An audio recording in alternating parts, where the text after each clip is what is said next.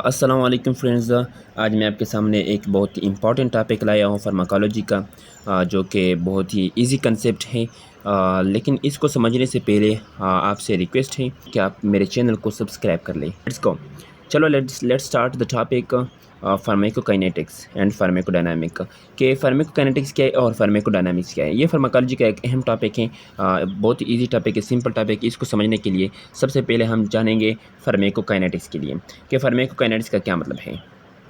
Okay, moment of the drugs means pharmacokinetics. Kinetics का क्या है मतलब है मोमेंट्स, मीन्स ड्रग्स हमारे बॉडी में कैसे मूवमेंट करता है, कहाँ जाता है और कैसे जाता है हमारे बॉडी की में, जहाँ पर मेन लोकेशन होता है ड्रग्स का, उस तक पहुँचने के लिए हमारा बॉडी क्या करता है और कैसे उस तक ड्रग्स को ले जाता है। ठीक है, फार्माकोकाइनेटिक्स। फार्माकोकाइनेटिक्स क्या है? Pharmacokinetic is the study of the distribution metabolisms, absorption, excretion of drugs, what the body does to the drug.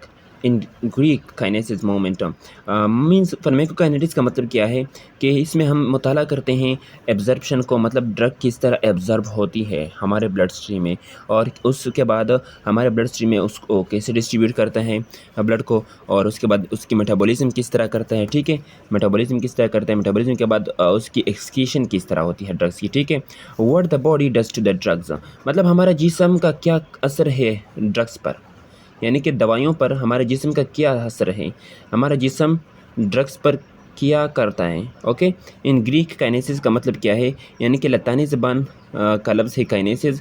Kinesis का क्या मतलब है? मोमेंट।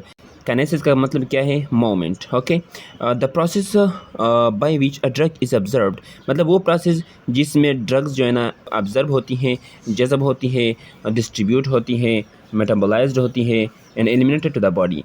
मतलब वो प्रोसेस जिसमें ड्रग्स की एब्जर्प्शन होती है, डिस्ट्रीब्यूशन होती है, मेटाबॉलिज्म होती है और एलिमिनेशन बाय द बॉडी, जिस्म से एलिमिनेट होती है, इसी को क्या कहते हैं? Pharmacokinetics. Once drug is administered it is observed, मतलब एक बार जब हम ड्रग्स लेते हैं तो सबसे पहले उसकी क्या काम है? सबसे पहले उसका काम ये है कि एब्जर्ब होना, जज़ब होना। ब्लड जो है ना उसकी ऑब्जर्प्शन होती है, उसके ऑब्जर्प्शन के बाद वो जो है ना डिफरेंट पार्ट्स तक ब्लड उसको कैरी करता है। Reach the drug to the action, मतलब जहाँ पर साइट ऑफ एक्शन होता है ड्रग्स का, जहाँ पर एक्शन परफॉर्म करता है वहाँ तक पहुँच जाता है। तो मेटाबॉलिज्म भी उसकी हो जाती है, इनके लीवर में मेटाबॉलिज्म होती है एंड देन एक्सक्रीटेड। उसके बाद इसी ड्रग्स को क्या करते हैं? उसको बॉडी से खारिज करते हैं, निकालते हैं। ठीक है, ड्रग में भी transported across the membrane by the passive और एक्टिव ट्रांसपोर्ट। ड्रग जो है ना वो मेम्ब्रेन के क्रॉस उसकी यानी कि मोमेंट होती है किस तरह, एक पैसिव ट्रांसपोर्ट और एक एक्टिव ट्रांसपोर्ट के बारे में अब हम आगे पढ़ेंगे कि एक्टिव ट्रांसपोर्ट के थ्रू किस तरह उसकी मोमेंट होती है और पैसिव ट्रांसपोर्ट के थ्रू किस तरह मोमेंट होती है। ठीक है, सबसे पहले हम जानते हैं पैसिव ट्रांसपोर्ट के बारे में। हम जानेंगे कि पैसिव ट्रांसपोर्ट क्या है। The drugs moves across membranes without any need for energy, means drugs जो है, दवाइयाँ जो है वो उसके लिए इनके एक मेम्ब्रेन से गुजरने के लिए उसकी एनर्जी की ज़रूरत नहीं होती, तो इसको पैसिव ट्रांसपोर्ट कहते हैं। जबकि एक्टिव ट्रांसपोर्ट इसके अपोजिट है। It is the transfer of drugs against A concentration of drugs against A concentration gradient and needs energy, means membrane के अगेंस्ट, मेम्ब्रेन्स के थ्रू जब इसकी ट्रांसफ़र होती है, मीन्स जब ये ट्रांसफ़र होता है अगेंस्ट कंसंट्रेटेड ग्रेडियंट, तो इसके लिए एनर्जी की ज़रूरत होती है, एटीपी की ज़रूरत होती है, इसके बगैर ये ट्रांसफ़र नहीं होता। It is carried by specific protein, मतलब ये जब कैरी होता है तो एक ख़ास किस्म की प्रोटीन होती है इसके लिए, उसी प्रोटीन के थ्रू इसकी मूवमेंट होती है। उस मेम्ब्रेन में स्पेसिफिक प्रोटीन की ज़रूरत होती है इसकी मूवमेंट के लिए। तो ये एक मतलब एक्टिव ट्रांसपोर्ट में आता है, मतलब the protein which taken the drugs from GIT and transfer into the blood stream, मतलब वो प्रोटीन जो GIT से ब्लड को GIT से ड्रग्स को ले आता है किस चीज़ में, यानी कि ब्लड स्ट्रीम तक, तो वो एक्टिव ट्रांसपोर्ट में आता है। ठीक है, फार्माकोडायनामिक्स क्या है? फार्माकोडायनामिक भी सिंपल सी टॉपिक है। Means pharmacodynamic is the study of the effect of drugs on the body and there mechanism of action. Pharmacodynamics का मतलब ये है कि ड्रग्स के इफेक्ट के बारे में मुताला करते हैं ऑन द बॉडी, कि मतलब ड्रग्स का क्या इफेक्ट है बॉडी पर, and there mechanism of action, और उसकी मैकेनिज्म ऑफ एक्शन क्या है। ठीक है, यानी कि ये इसके अपोजिट है फार्माकोकाइनेटिक्स से। फार्माकोकाइनेटिक्स में हमने बताया था effect of drugs on the body means effect of drugs on the body, body पर ड्रग्स का क्या इफेक्ट है and the mechanism of action, उसका मैकेनिज्म ऑफ एक्शन क्या है। What the drug does to the body, drugs का क्या काम है बॉडी पर, जिस्म पर ड्रग्स का मतलब दवाइयों का जिस्म पर क्या असर है।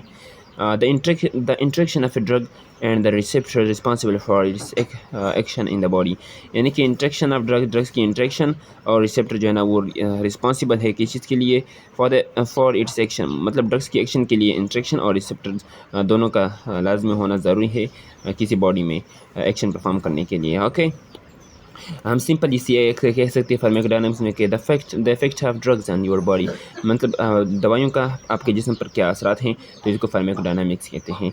ओके, मतलब ये है कि फार्माकोडायनामिक्स में जिस तरह हम पायरेटिक्स एंटीपायरेटिक्स लेते हैं, यानी कि फीवर के अगेंस्ट जो टेबलेट लेते हैं, मीन्स हमारे बॉडी की मतलब जो कंडीशन है वो अब नॉर्मल हुई है, उससे नॉर्मल को नॉर्मल ले आता है, मीन्स इस ड्रग्स ने काम कर लिया। ओके, तो ये फार्माकोडायनामिक्स में आता है। और कैसे काम कर लिया, उसकी ऑब्जर्वेशन कैसी हुई, डिस्ट्रीब्यूशन हो कैसी हुई, साइट ऑफ एक्शन तक पहुंचने के लिए ब्लड ने क्या मतलब बॉडी ने क्या काम किया, तो उसको हम फार्माकोकाइनेटिक्स में पढ़ेंगे। Okay, pharmacokinetics the life cycle of drug, मतलब फार्माकोकाइनेटिक्स क्या है, लाइफ साइकिल ऑफ ड्रग्स। तो इसमें हम सबसे पहले ऑब्जर्वेशन के बारे में डिटेल से पढ़ेंगे, उसके बाद डिस्ट्रीब्यूशन, उसके बाद मेटाबॉलिज्म्स यानी डिग्रेडेशन, उसके बाद हम एक्सक्रीशन। सिंपल याद करने के लिए हम ADME इसके पहला वर्ड जो है वो एक साथ लेते हैं, उसको मतलब आदमी का लफ्ज़ बन गया, यानी कि absorption, distribution, metabolisms and excretion. So first of all we want to know about absorption, that actually what it means. Absorption का मतलब ये है कि absorption is defined as the passage of the drugs from the side of administration into the circulation for drug for example. Okay, मतलब absorption का मतलब ये है कि इसको हम ऐसे डिफाइन करते हैं कि ड्रग्स का पैसेज होता है from the side of administration to the blood circulation, मतलब जहाँ से हमने ड्रग्स लिया है वहाँ से ड्रग्स कैसे पास होता है सर्कुलेशन तक, मतलब सर्कुलेशन तक कैसे पहुँचता है, तो ये हम इसको ऑब्जर्प्शन कहते हैं। ठीक है, for a drug to reach its site of action, या फिर ड्रग्स का साइट ऑफ एक्शन तक पहुंचना। Okay, it must pass through various mechanism depending on your on the route administration. Okay, मतलब ये डिपेंड करता है रूट ऑफ एडमिनिस्ट्रेशन पर कि मतलब किस रूट से ड्रग्स की एब्जॉर्प्शन तेज़ होती है और किस रूट से स्लो होती है। ठीक है, absorption occur by one of the process, यानी कि ड्रग की एब्जॉर्प्शन एक यानी क्या होता है एक प्रोसेस से, जिसको हम पैसिव डिफ्यूजन कहते हैं और एक्टिव ट्रांसपोर्ट कहते हैं।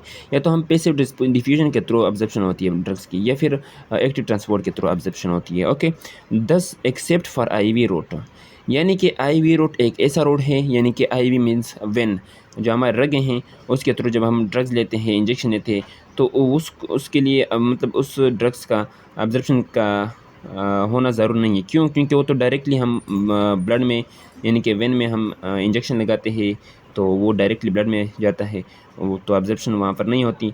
बाकी जितने भी रूट्स हैं, चाहे इंट्रामस्कुलर हो ओरली हो, उसके की फिर ऑब्जर्प्शन होती है यानी कि सर्कुलेशन तक पहुँचने के लिए। ओके, तो बायो अवेलेबिलिटी की बात अगर हम करें तो IV की बायो अवेलेबिलिटी जो है वो 100% है, ओरल की जो है वो 75% है, जबकि ट्रांसडर्मल जो है बहुत ही लो होती है बायो अवेलेबिलिटी। अब फैक्टर जो है ना वो जो इफ़ेक्ट करते हैं एब्जॉर्प्शन पे, सबसे पहले फैक्टर क्या है, डिसइंटीग्रेशन एंड डिसोल्यूशन टाइम। इसका मतलब ये है कि मतलब डिसइंटीग्रेशन का मतलब ये है कि जितना जल्दी ड्रग्स की ब्रेक डाउन हो जाए उतनी जल्दी वो उसकी एब्जॉर्प्शन होती है। अगर यानी कि अगर हम एग्जांपल ले लें, यानी कि सिरप हम लेते हैं, सिरप है, टेबलेटें, तो सिरप और टेबलेट में सबसे पहले कि किसकी डिसइंटीग्रेशन जल्दी होगी और डिसोल्यूशन टाइम किसका कम होगा, तो मैं तो कहता हूँ कि सिरप की, क्योंकि सिरप जो है ना वो फ्लूइड में होता है तो वो जल्दी से उसकी ब्रेकडाउन वगैरह होती है तो वो जल्दी से ऑब्जर्व होता है, जबकि टेबलेट की ब्रेकडाउन में मतलब वो तो सॉलिड में होती है तो वो ज़्यादा टाइम लेते हैं और डिसइंटीग्रेशन मतलब उसकी ब्रेकडाउन भी होती हैं। ठीक है, तो सबसे उसके बाद है फार्मूलेशन, मतलब एक ड्रग्स की फार्मूलेशन पे भी डिपेंड करता है, यानी कि टेबलेट वगैरह ये भी उसी तरह कॉन्सेप्ट है। यानी कि अगर हम टेबलेट लेते हैं तो वो तो सॉलिड होते हैं। इसी तरह सिरप लेते हैं तो वो फ्लूइड में होते हैं, तो ये भी अफेक्ट करता है अब्जर्प्शन में। यानी कि सिरप जो है ना वो जल्दी अब्जर्व होता है एज़ कम्पेयर टू सॉलिड, यानी कि एज़ कम्पेयर टू टैबलेट। इसके बाद पार्टिकल साइज़, यानी कि साइज़ पे डिपेंड करता है। जिस ड्रग्स की साइज़ लार्जर होते हैं तो उसकी अब्जर्प्शन स्लो होती है, जिसकी कम होती है उसकी अब्जर्प्शन तेज़ होती है। लिपिड सॉल्युबिलिटी, मतलब वो ड्रग्स जो लिपिड सॉल्युबल होते हैं, इनके जो हमारे सेल मेम्ब्रेन में जो लिपिड्स होती है, लिपिड की एक लेयर होती है, मतलब जो लिपिड सॉल्युबल है उसकी सॉल्युबिलिटी मतलब उसकी अब्जर्प्शन तेज़ होती है। जिसकी लिपिड सॉल्युबिलिटी ना हो तो उसकी अब्जर्प्शन मतलब तेज़ नहीं होती। ठीक है। गैस्ट्रोइंटेस्टाइनल मोटिलिटी का मतलब ये है कि जीआई ट्रैक्ट की जो मोटिलिटी होती है, क्योंकि इसकी मतलब हमारे जो स्टमक है और इंटेस्टाइन है उसकी जब मोटिलिटी यानी कि उसका जो हरकत होता है वो जब तेज़ होता है तो इसका मतलब ये है कि फिर अब्जर्प्शन भी जल्दी नहीं हो सकती। जब उसकी मोटिलिटी स्लो होती है तो फिर अब्जर्प्शन भी इजीली हो सकते हैं। अच्छा, प्रेजेंस ऑफ फूड का मतलब ये है कि जब ख़ुराक मौजूद होता है स्टमक में या फिर इंटेस्टाइन में तो वो असरअंदाज होता है उसके अब्जर्पन पे, मतलब वो फिर अच्छी तरीके से अब्जर्प्शन नहीं हो सकती। मींस कुछ ड्रग्स ऐसी होती हैं जहाँ जिसके लिए फूड जो फूड के प्रेजेंस में इजीली मतलब अब्जर्व हो सकती है, और कुछ ड्रग्स जो है ना वो विदाउट फूड अब्जर्व हो सकती है। पीएच एंड आयनाइजेशन का मतलब ये है कि अनआयनाइज्ड फॉर्म में जो ड्रग्स होते हैं वो इजीली ऑब्जर्व हो सकती है as compare to ionised. Okay. और इसके बाद हम चलते हैं मेटाबॉलिज्म में। मतलब ड्रग जो है ना वो डिग्रेड कर जाते हैं गट में, जो इंटेस्टाइन है वहाँ पर कुछ ड्रग जो है ना जिसकी मेटाबॉलिज्म होती है, तो उसकी अब्जर्प्शन मतलब फिर अब्जर्प्शन भी मतलब टाइम लेता है। तो सबसे पहले उसकी मेटाबॉलिज्म, उसके बाद अब्जर्प्शन। तो इसके बाद जो है ना नाइट्रोग्लाइसरीन, यानी कि एक एग्जांपल दिया गया है। नाइट्रोग्लाइसरीन जो है ना इसको हम सबलिंगुअल लेते हैं, यानी कि बिनीथ द टंग, तो यानी कि उसकी अब्जर्प्शन फिर तेज़ होती है, डायरेक्टली इनटू द ब्लड जाता है। ओके। इस तरह इंसुलिन भी ना, हम जो एब्डामन लेते हैं इंसुलिन, उसकी भी अब्जर्प्शन फिर तेज़ होती है। ठीक है। आगे हम चलते हैं स्लो अब्जर्प्शन का क्या मतलब है। स्लो अब्जर्प्शन का मतलब ये है कि ओरली, मतलब जब हम ओरली लेते हैं तो उसकी अब्जर्प्शन स्लो होती है। क्यों? क्योंकि वो जब एसोफेगस के थ्रू स्टमक के थ्रू इंटेस्टाइन तक पहुंचते हैं तो बहुत टाइम लेते हैं, और इंटेस्टाइन में तो इसकी समटाइम कुछ ड्रग्स की वहाँ पर गट में ब्रेक डाउन होती है, तो means it's take time. Okay. तो मतलब ये टाइम लेता है, स्लो अब्जर्प्शन होती है। इस तरह थ्रू म्यूकस मेम्ब्रेन जब हम लेते हैं वो ड्रग्स भी टाइम लेता है। ओरल म्यूकोसा के थ्रू जब हम ड्रग्स लेते हैं सबलिंगुअल, वो भी स्लो अब्जर्प्शन की होती है, मतलब इतनी तेज़ अब्जर्प्शन नहीं होती। नेज़ल म्यूकोसा के थ्रू जब हम लेते हैं उसकी भी अब्जर्प्शन स्लो होती है। इन इंसुफ्लेटेड वगैरह रेक्टली जब हम लेते हैं सपोजिटरी या फिर डायज़ेपाम वगैरह, उनकी भी अब्जर्प्शन क्या होती है, यानी सपोजिटरी जो होती है तो उसकी अब्जर्प्शन भी स्लो होती है। फर्स्ट अब्जर्प्शन मतलब पेरेंटली इंजेक्शन, जब हम इंजेक्शन लगाते हैं तो उसकी अब्जर्प्शन क्या होती है, बहुत ही फास्ट होती है, तेज़ होती है। इस इनके वो तो अब्जर्प्शन उनकी होती नहीं है क्योंकि वो तो डायरेक्टली ब्लड में जाता है, ब्लड इनके ड्रग्स ब्लड में जाता है। इंट्रावेनस आईवी या फिर इंट्रापेरिटोनियल, या इंट्रापेरिटोनियल तब जब हम लेते हैं पेरिटोनियम कैविटी के थ्रू, इंट्रावेनियस वेन के थ्रू, इनहेल्ड थ्रू लंग्स या फिर लंग्स के थ्रू जब हम इनहेल करते हैं उनकी भी अब्जर्प्शन फास्ट होती है। इंट्रामस्कुलर जो हम लेते हैं उनकी भी अब्जर्प्शन फास्ट होती है। अब फर्स्ट पास मेटाबॉलिज्म का क्या मतलब है। First pass metabolism is the mechanism of the drug during its passage from the site of absorption to the systemic circulation. मतलब फर्स्ट पास मेटाबॉलिज्म का मतलब ये है कि ड्रग्स की मेटाबॉलिज्म उस टाइम होना जब ये साइट ऑफ एब्जॉर्प्शन, यानी कि जब हम ओरल ड्रग लेते हैं उसके बाद उसकी अब्जर्प्शन होती है। अब्जर्प्शन के बाद या तो इनके इंटेस्टाइन में और लीवर में की ब्रेक डाउन होती हैं। तो इसी को मतलब सर्कुलेशन से पहले उनकी जब ब्रेक डाउन होती है। फर्स्ट पास मेटाबॉलिज्म का सिंपल कंसेप्ट ये है कि सर्कुलेशन इनके ब्लड स्ट्रीम तक पहुंचने से पहले जब इनकी मेटाबॉलिज्म होती है तो उसको क्या कहते हैं, फर्स्ट पास मेटाबॉलिज्म। इसको प्री सिस्टमेटिक मेटाबॉलिज्म भी कहते हैं। इनके सिस्टमेटिक यानी ब्लड तक पहुंचने से पहले इसकी मेटाबॉलिज्म होना, या फिर फर्स्ट पास इफेक्ट भी इसको कहते हैं। Drug given orally may be metabolized in the gut wall and in the liver before reaching the systemic circulation।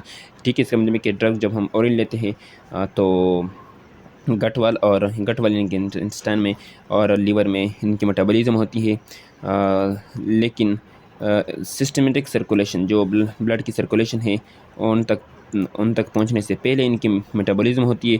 तो इसी पहले जो मेटाबॉलिज्म होती है इनको क्या कहते हैं, फर्स्ट पास मेटाबॉलिज्म कहते हैं। द एक्सटेंट ऑफ FPM यानी कि first pass metabolism differ from drug to drug, मतलब इसका एक्सटेंट जो है वो मुख्तलिफ़ दवाइयों में मुख्तलिफ होता है। मतलब ये FEM जो है ना, FEM में result in partial to total inactivation of drugs, यानी कि रिज़ल्ट में क्या करते हैं, टोटल इनएक्टिवेशन ऑफ ड्रग्स करता है partially. When it is partial it can be compensated by the given higher dose of particular drug.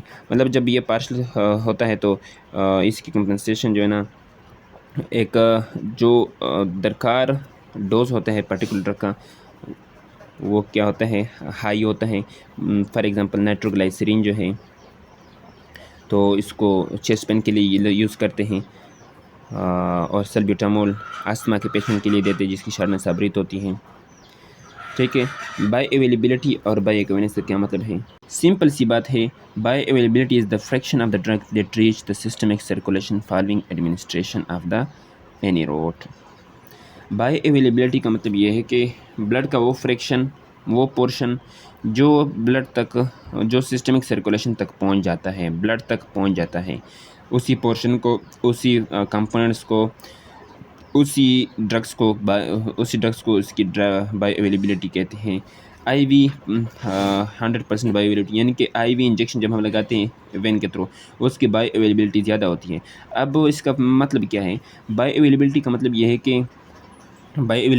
है कि यानी कि मिसाल के तौर पर 500 mg हमने टेबलेट लिए हैं, 500 mg में से अगर ब्लड तक सिर्फ 350 mg पहुंच जाए, बाकी जो ना रास्ते में वेस्ट हो जाए, तो इसका मतलब ये है कि इसकी 350 100 बाय अवेलेबिलिटी है।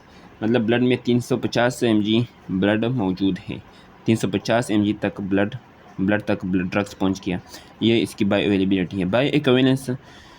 बाय इक्विवेलेंस का मतलब ये है कि दो drugs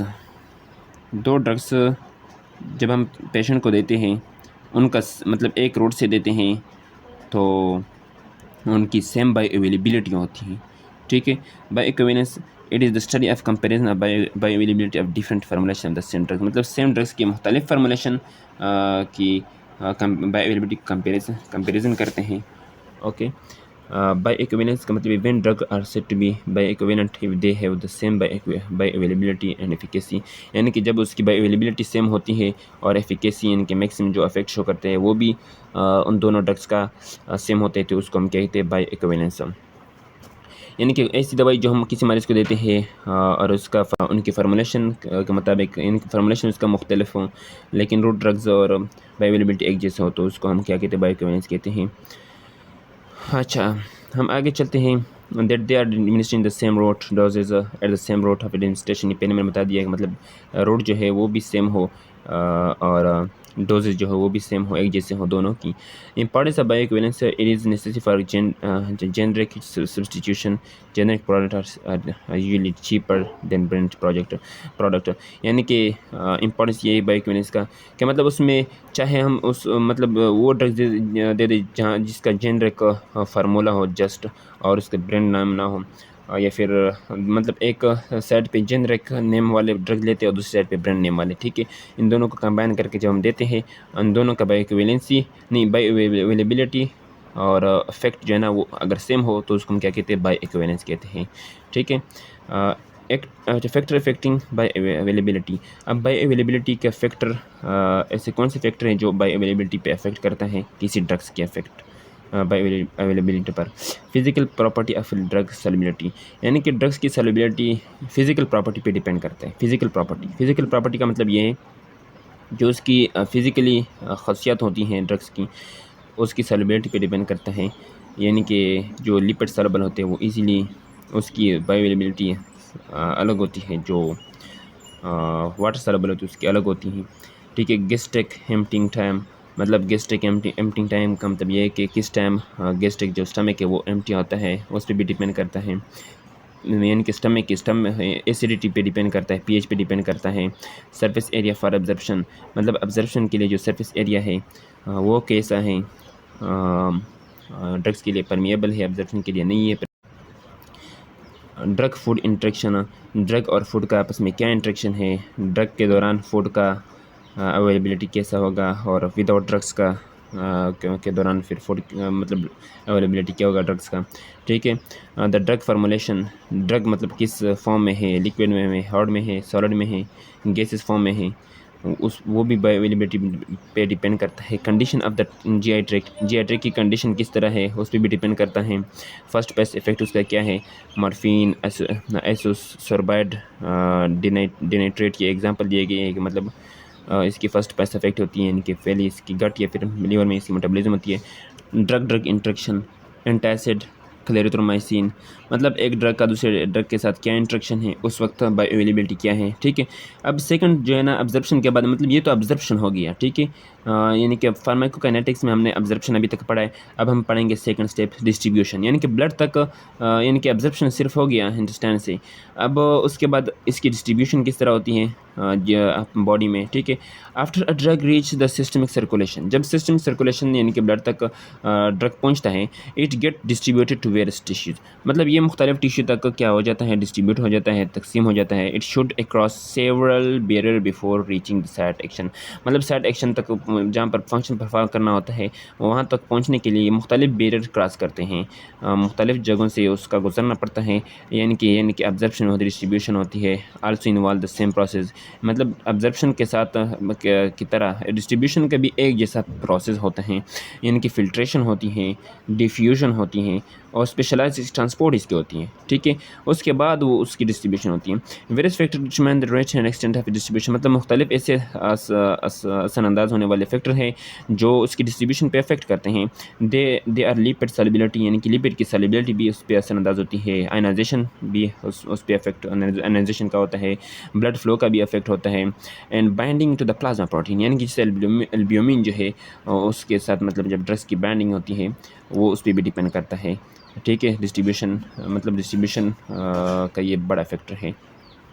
un-ionised and lipid soluble drug are widely distributed throughout the body, मतलब जो अनआयनाइज्ड ड्रग्स हैं वो वाइडली डिस्ट्रीब्यूट हो सकते हैं बॉडी में। इसके बाद हम जाते हैं मेटाबॉलिज्म की तरफ। मतलब डिस्ट्रीब्यूशन तो हो गया। ठीक है। मेटाबॉलिज्म हम पढ़ेंगे। Metabolism are the biotransformation is the process of biochemical alteration of the drug in the body. Metabolism का मतलब ये है कि ये एक बायोकेमिकल अल्ट्रेशन है, केमिकल रिएक्शन है जहाँ ड्रग्स की मेटाबॉलिज्म होती है, ब्रेकडाउन होती है। Body treat most of the drugs has foreign substances, मतलब बॉडी जो है ना मोस्ट ऑफ द ड्रग्स को के फॉरेन सब्सटेंसेस की तरह ट्रीट करते हैं and tries to inactivate and eliminate them by various के बायोकेमिकल रिएक्शन, या फिर यानी कि बॉडी ट्रीट करते हैं उनको फॉरेन समझकर, फॉरेन पार्टिकल समझकर उनको इनएक्टिवेट करने के लिए, उनको एलिमिनेट करने के लिए मुख्तलिफ बायोकेमिकल रिएक्शन करते हैं। These process convert the drugs into more polar, मतलब ये जो प्रोसेस होती है वो ड्रग्स को मुख्तलिफ मतलब ज़्यादातर पोलर में कन्वर्ट करता है, वाटर सॉल्युबल में कन्वर्ट करता है, कंपाउंड सो दैट मतलब जो मोर पोलर और वाटर सॉल्युबल कंपाउंड उनमें उसको कन्वर्ट करता है, so that they are easily excreted through the मतलब वाटर सॉल्युबल और मोर पोलर में इसलिए कन्वर्ट करते हैं ताकि इजीली वो किडनी से खारिज हो जाए। Some of the drug are largely unchanged in urine, मतलब बहुत से ड्रग ऐसे होते हैं कि कुछ ड्रग्स अनचार्ज होते हैं यूरिन में। फ्यूरोसेमाइड है, एटिनोल है। Okay. Many drugs are metabolised in liver, मतलब मैनी ड्रग जो है वो उसकी मेटाबॉलिज्म लीवर में होती है। Some are metabolised in kidney, कुछ जो है ना किडनी में मेटाबॉलिज्म होती है, कुछ की लंग्स में होती है, कुछ की ब्लड में भी मेटाबॉलिज्म होती है। Okay. The chemical reaction of biotransformation can take place in two phases, chemical reaction जो है इनकी मेटाबॉलिज्म दो फेज पे होती है। फेज़ 1 नॉन सिंथेटिक रिएक्शन और phase 2 synthetic reaction. Non synthetic reaction का मतलब यह है कि convert the drug to more polar metabolite by oxidation, reduction and hydrolysis. Phase 1 का मतलब यह है कि नॉन सिंथेटिक रिएक्शन जिसमें ड्रग्स कन्वर्ट होता है मोर पोलर मेटाबोलाइट में, यानी कि बाय ऑक्सीडेशन, बाय रिडक्शन या फिर हाइड्रोलिसिस के थ्रू ड्रग्स जो है ना वो मोर पोलर मेटाबोलाइट में कन्वर्ट होता है। अगर if the metabolites are not water soluble, अगर मेटाबोलाइट वाटर सॉल्युबल ना हो, तो वो फेज़ 2 रिएक्शन में जाता है। फेज़ 2 रिएक्शन क्या है? Synthetic reaction. In this reaction water soluble substances present in the body like glucuronic acid. इस तरह ग्लूकोरोनिक एसिड जो है वो वाटर सॉल्युबल सब्सटेंसेस हैं, तो वो बॉडी में मौजूद होते हैं। अच्छा, इसी तरह सल्फ्यूरिक एसिड और अमीनो एसिड भी वाटर सॉल्युबल है। Combine with the drug to form highly polar substance. तो वो ड्रग्स के साथ कंबाइन होते हैं, ये जो वाटर सॉल्युबल सब्सटेंसेस हैं, तो वो ड्रग को क्या करता है, हाई पोलर कंपाउंड में कन्वर्ट करता है to excrete by the kidney, चाहे ताकि वो किडनी से इजीली एक्सक्रीट कर जाए। Large molecule are excreted through bile. Large molecule जो है वो बाइल के थ्रू एक्सक्रीट होते हैं। लीवर एंजाइम्स साइटोक्रोम P450 ये रिलीज़ करता है इसी एंजाइम के through transform drug into more water soluble metabolite, मतलब ब्लड को इनके ड्रग्स को वाटर सॉल्युबल मेटाबोलाइट में कन्वर्ट करता है। Repeated drug exposure increase efficacy tolerance, यानी कि ज़्यादातर ड्रग की एक्सपोजर जब होती है रिपीटेडली, तो ब्लड की इनके वो फिर इंक्रीज़ करते हैं efficacy of the efficacy tolerance. Efficacy मतलब मैक्सिमम इफेक्ट जो है ना उसको इंक्रीज़ करता है। ठीक है, इसके बाद एक्सक्रीशन होती है। The major organ of the excretion are the kidney understand by biliary system and lungs. मतलब एक्सक्रीशन ड्रग्स की किस तरह होती है? किडनी से होती है, इंटेस्टाइन से होती है, बाइलरी सिस्टम से और लंग्स से होती है। Drug in small amount are excreted in saliva sweat. इसके बाद इनके कुछ ड्रग्स जो है ना वो सलाइवा के थ्रू होते हैं, मतलब सलाइवा के थ्रू इसकी सिक्रेशन होती है, स्वीट के थ्रू भी होती है, मिल्क के थ्रू भी उसकी सिक्रेशन होती है। और renal secretion excretion kidney is the most important organ of the drug, मतलब किडनी जो है वो सबसे इंपॉर्टेंट आर्गन है जहाँ पर ड्रग की एक्सक्रीशन होती है। Highly administered drug are eliminated through the faeces. जो इनके highly lipid soluble drug are reabsorbed in the renal tubule. जो हाईली लिपिड सॉल्युबल ड्रग होते हैं वो दोबारा रीनल ट्यूब्यूल में रीअब्जॉर्ब होती हैं, सो देयर एक्सक्रीशन स्लो, इसलिए फिर इसकी एक्सक्रीशन क्या होती है? स्लो होती है। रीनल ट्यूब्यूल क्या होती है? किडनी में होती है, तो वहाँ पर इसकी रीअब्जॉर्प्शन होती है हाईली लिपिड सॉल्युबल ड्रग्स की, इसलिए फिर उसकी एक्सक्रीशन लो होती है। Unabsorbed portion of the orally administration drug are eliminated through faeces. जो अनअब्जर्व्ड पोर्शन होते हैं ओरली जब हम एडमिनिस्टर करते हैं तो उसकी फीस के थ्रू इजीली एलिमिनेशन होती है, इनके एलिमिनेशन फीसेस के थ्रू होती है। वाटर सॉल्युबल जो है water soluble conjugates are excreted in the bile. जो वाटर सॉल्युबल है वो उसकी मतलब एक्सक्रीशन कहाँ से होती है? और बाइल से होती है। The lungs are the main route of elimination of the gases and liquid. जबकि लंग्स जो है ना गैस और लिक्विड की मेन रूट्स है जहाँ पर इनकी एलिमिनेशन होती है, EGGA एंड अल्कोहल। ठीक है, kidney traps water soluble ionised compound for elimination via urine primarily faeces or sweat. किडनी जो है वो वाटर सॉल्युबल आयनाइज्ड कंपाउंड जो है ना उसको ट्रांसफर करते हैं फॉर एलिमिनेशन वाया यूरिन के थ्रू एलिमिनेट करने के लिए primary faeces or sweat. Okay, और ये सिंपल सा टॉपिक था, उम्मीद है आपको समझ आया होगा। इंशाल्लाह हम आगे फार्माकोडायनामिक का जो पार्ट बी रह गया वो इंशाल्लाह बहुत जल्द अपलोड करूँगा। Thank you so much, hope to see you again.